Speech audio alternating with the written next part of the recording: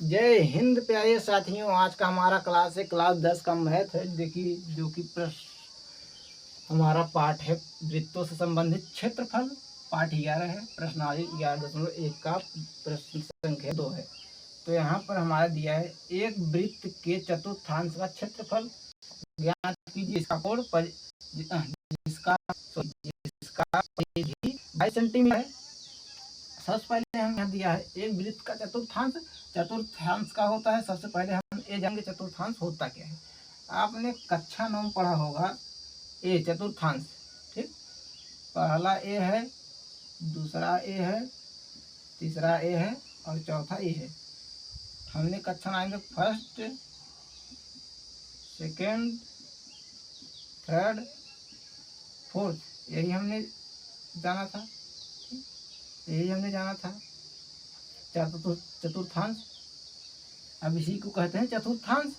तो अब चलिए हम समझते हैं। ठीक, अब देखिए एक वृत्त के चतुर्थांश है ना। तो हम सबसे पहले एक वृत्त देखिए यहाँ पर बना रहे हैं, एक वृत्त बना रहे हैं हम। एक वृत्त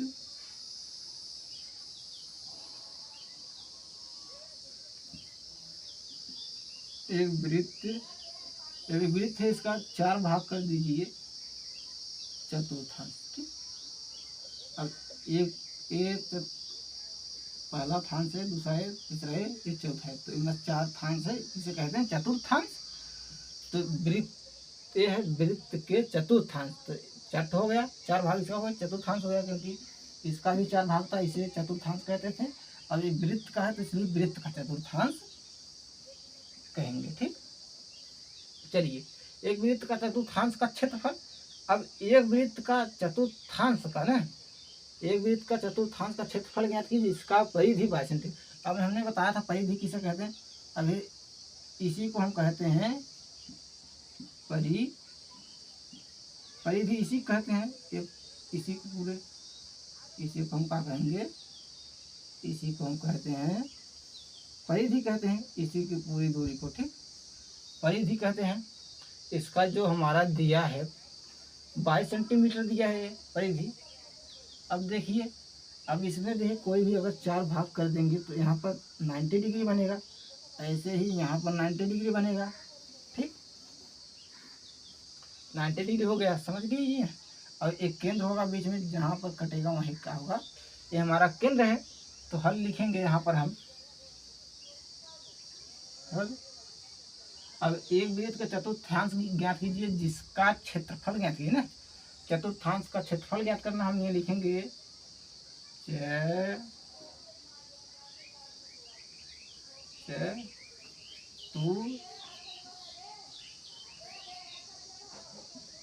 चतुर्थांश का क्षेत्रफल। ठीक, चतुर्थांश का क्षेत्रफल ज्ञात करना है। और परिधि दिया है 22 सेंटीमीटर, परिधि 22 सेंटीमीटर। ठीक, ये भी दिया है। अब चलिए, और जब यहाँ 90 डिग्री कोण बनना है, का मतलब यहाँ पर कोण जो थीटा है हमारा 90 डिग्री है। ठीक, क्योंकि समकोण है, 90 डिग्री होगा। तो इसमें से एक चतुर्थांश का क्षेत्रफल ज्ञात करना है, चाहे इसका, चाहे इसका, चाहे इसका, चाहे इसका, किसी का भाई एक चतुर्थांश का क्षेत्रफल आप ज्ञात कर दीजिए। ठीक, तो चलिए हर जगह 90 डिग्री बनेगा, यहाँ पर, यहाँ पर, यहाँ पर, यहाँ पर भी 90 डिग्री का कोण बनेगा। ठीक, चलिए यहाँ पर लिखते हैं चतुर्थांश का क्षेत्रफल बराबर, क्योंकि अब देखिए, एक देखिए यहाँ एक केंद्र है, यहाँ से एक त्रिज्या है, दो त्रिज्या है। अब दो त्रिज्या द्वारा बनाए गए खंड को त्रिज्यखंड कहते हैं। तो इसलिए यहाँ पर देखिए त्रिज्यखंड है, और देखिए चतुर्थांश है जिसका एक भाग है, एक भाग है भी, 1 2 3 4 भाग है, उसी में से एक भाग ए भी है चतुर्थांश का। और एक त्रिज्यखंड है, वास्तव में देखेंगे त्रिज्यखंड है, पर यहाँ पर हमारे प्रश्न दिया चतुर्थांश का क्षेत्रफल, क्योंकि 4 इसका थांश बन गया, तो एक चतुर्थांश का क्षेत्रफल ज्ञात करना है। तो देखिए यहाँ पर तो लिखेंगे, पहले सूत्र लगा देंगे त्रिज्य खंड का क्षेत्रफल बराबर थीटा बटे 360 degree into pi r square होता है। ठीक, ये हमारा सूत्र है। अब चतुर्थांश, क्योंकि त्रिज्य खंड एक चतुर्थांश ही है, यहाँ लिखेंगे चतुर्थांश का क्षेत्रफल बराबर। ठीक, अब थीटा का मान यहाँ पर 90 डिग्री दिया है, तो हम यहाँ पर लिखेंगे 90 डिग्री और बटे 360 है तो 360 डिग्री लिखेंगे, गुणे पाई की वैल्यू 22/7 तो 22/7 लिखेंगे, और पूरे आर का वैल्यू यहाँ पर नहीं दिया है, तो इसके लिए हम यहाँ पर साइड में हम आर का मान निकाल लेते हैं। ठीक, अब देखिए आपको पता होगा परिधि बराबर होता है 2 पाई आर होता है। अब परिधि हमारा परिधि बराबर 22 सेंटीमीटर, तो यहाँ हम लिखेंगे 22 और 2 है 2 पाई है तो पाई आर है तो आर, 2 से कटेगा 11 होगा, 11 बराबर पाई गुणे आर होगा ना। 11 ये लिखेंगे, बराबर है तो बराबर लिखेंगे। अब पाई का मतलब 22/7, 22 पाई का मतलब 22/7 और गुणे आर है तो आर लिखेंगे। यहाँ ये भाग में यहाँ पूरा हो जाएगा, तो 11 सत्ते 77 होगा। ठीक, और बराबर 22 गुणे में आर होगा, तो 77 बटे होगा 22 बराबर आर है तो आर होगा।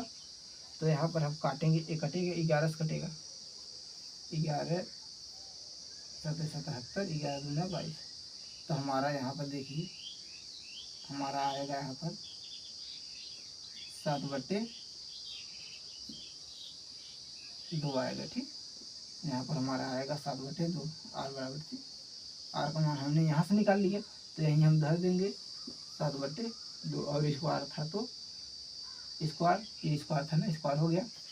देखिए यहाँ पर 1 0 से 1 0 कैंसिल, 9 1 9, 9 4 36 होगा, तो 1/4 हम 4 लिख सकते हैं, गुणे 22 है तो 22/7 है तो 7 गुणे 7 का स्क्वायर 49 होगा, और 2 का स्क्वायर 4 होगा, 7 से 1 कटेगा, 7 7 49 ये होगा, और 2 से 1 कटेगा, 1 2 दूना 4, 11 दूना 22, तो यहाँ लिख सकते हैं 1/2 ये गुणे 11 ये हो गया, ये 7 तो कट गया, 7 रहेगा नहीं, अब ये 7 बचा और ये 4 बचा। ठीक, तो ध्यान देंगे यहाँ पर गुणा कर लेंगे, 11 का 11/2 है तो 2 गुणे 7 है तो 7/4 है तो 4, तो फिर गुणा करेंगे, 1 7 7 7 1 का 7 7 1 का 7 और 4 दूना 8